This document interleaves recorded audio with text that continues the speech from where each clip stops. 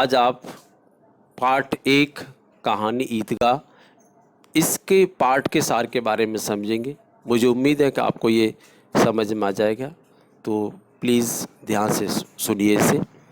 ईदगाह कहानी के बारे में लेखक प्रेमचंद ने उस समय का वर्णन किया है जब मुस्लिम भाई 1 महीने तक रोज़े रखते हैं। रोज़े रखने के बाद जब जिस दिन ईद मनाई जाती है उनकी किस प्रकार तैयारियां होती हैं, कैसे कैसे जो लोग हैं वो तैयारी करते हैं, एक दूसरे को बधाई देते हैं, इस सब के बारे में इस पाठ के बारे में बताया गया है।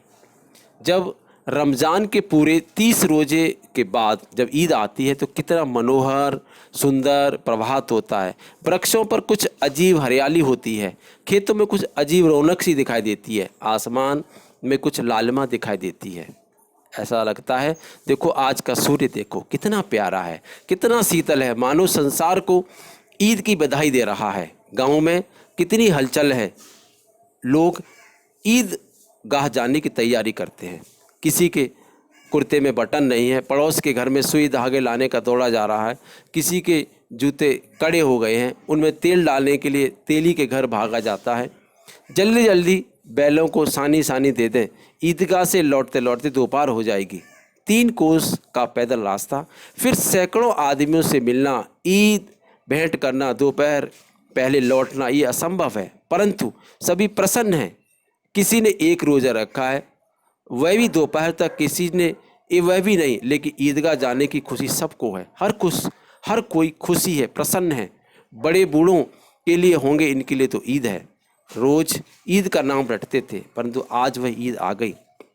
अब जल्दी पड़ी है कि लोग ईदगाह क्यों नहीं चलते। इन्हें गृहस्थी की चिंताओं से क्या प्रयोजन।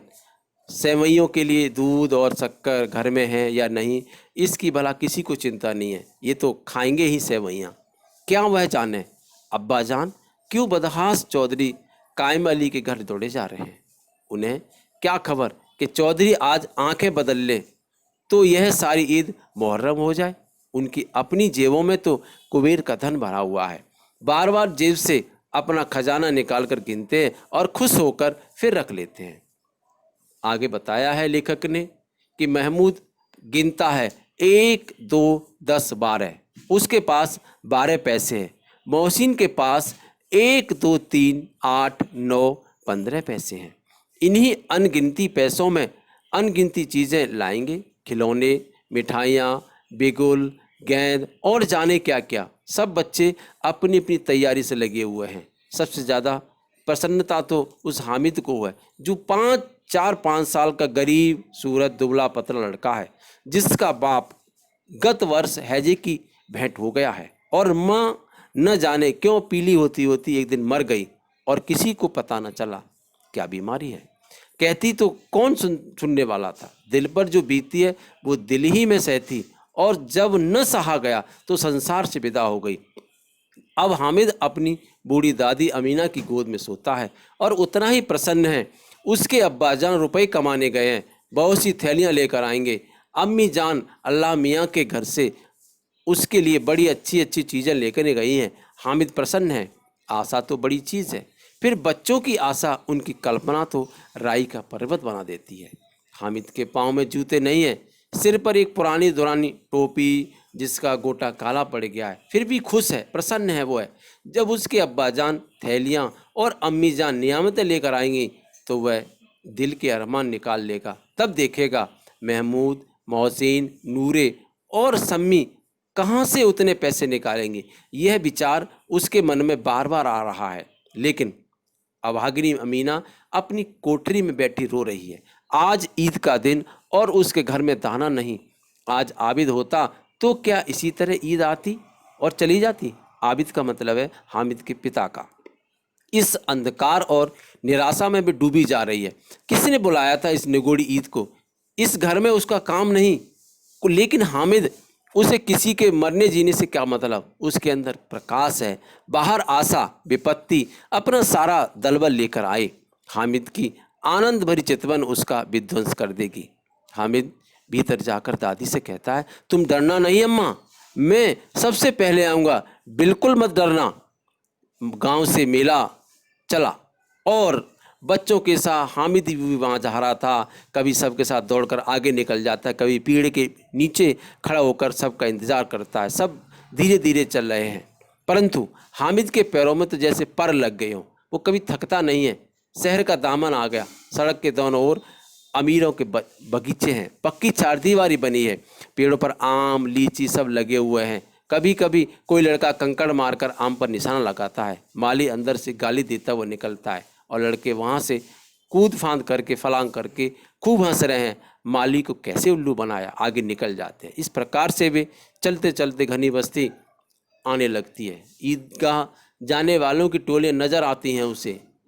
एक से एक भड़कीले वस्त्र यानी सुंदर वस्त्र पहने हुए हैं। कोई इक्का तांगे पर है, कोई मोटर पर है, सभी इत्र सेंट लगाए हुए हैं। सभी के दिलों में उमंग भरी हुई है और ग्रामीणों का वह छोटा सा दल अपनी विपन्नता से बेखबर होकर के संतोष और धैर्य में मगन चला जा रहा था। बच्चों के लिए तो नगर की सभी चीज़ें अनोखी थीं।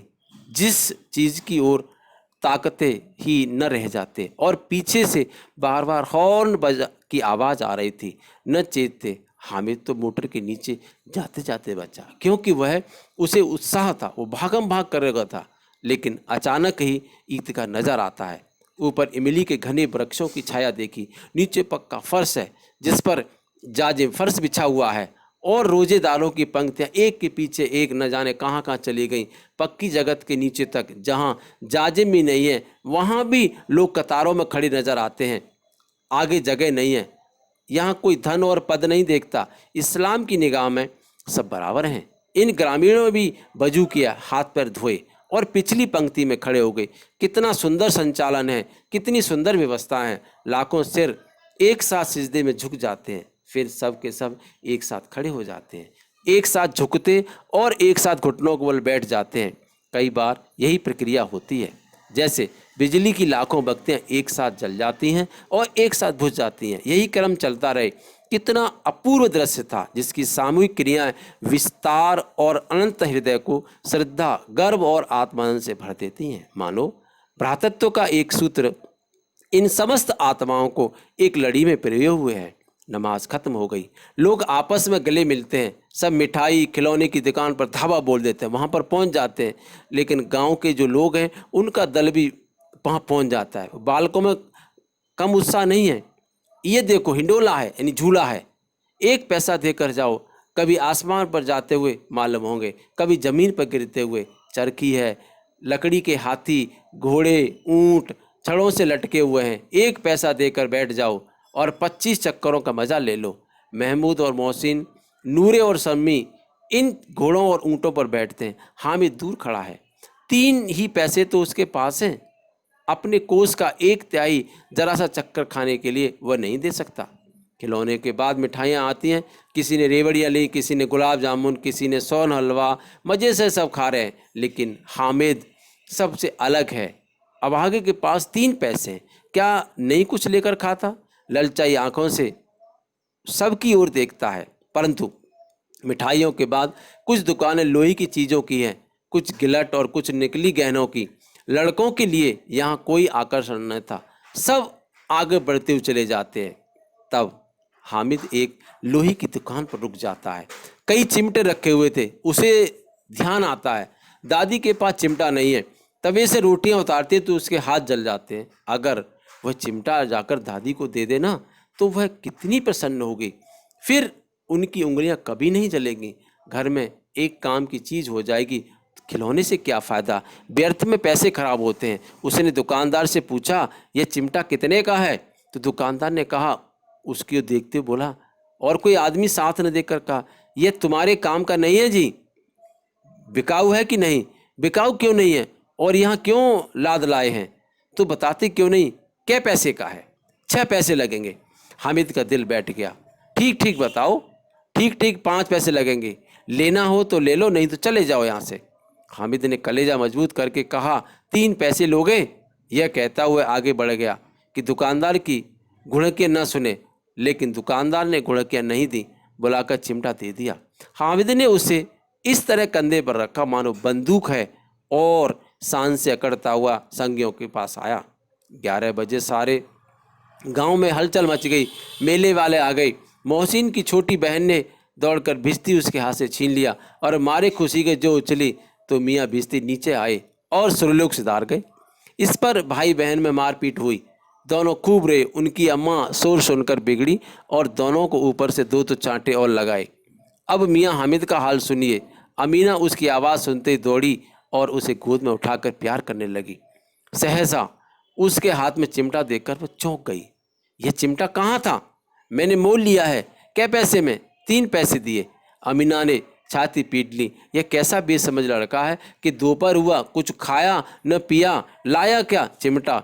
सारे मेले में तुझे और कोई चीज़ नहीं मिली जो ये लोहे का चिमटा उठा लाया? हामिद ने अपराधी भाव से कहा, अम्मा तुम्हारी उंगलियां तवे से जल जाती थी, इसलिए मैंने इसे उठा लिया है। बुढ़िया का क्रोध तुरंत स्नेह बदल जाता है और स्नेह भी वह नहीं जो प्रकट होता है और सारी कसक शब्दों में बिखेर देता है। वह मूक स्नेह था, खूब ठोस, रस और स्वाद से भरा हुआ। बच्चे में कितना त्याग, कितना सद्भाव और कितना विवेक है। दूसरों को खिलौना लेने और मिठाई खाते देखकर इसका मन कितना ललचाया होगा। इतना जब उससे कैसे हो सकता है? वहाँ भी इसे अपनी बुढ़िया दादी की याद बनी रही। अमीना का मन गदगद हो जाता है। और अब वह बड़ी विचित्र बात हुई। हामिद के इस चिमटे से भी विचित्र दर्द। बच्चे हामिद ने बूढ़ी जो हामिद का पार्ट खेला था, बुढ़िया अमीना, बालिका अमीना बन जाती है। वह रोने लगी।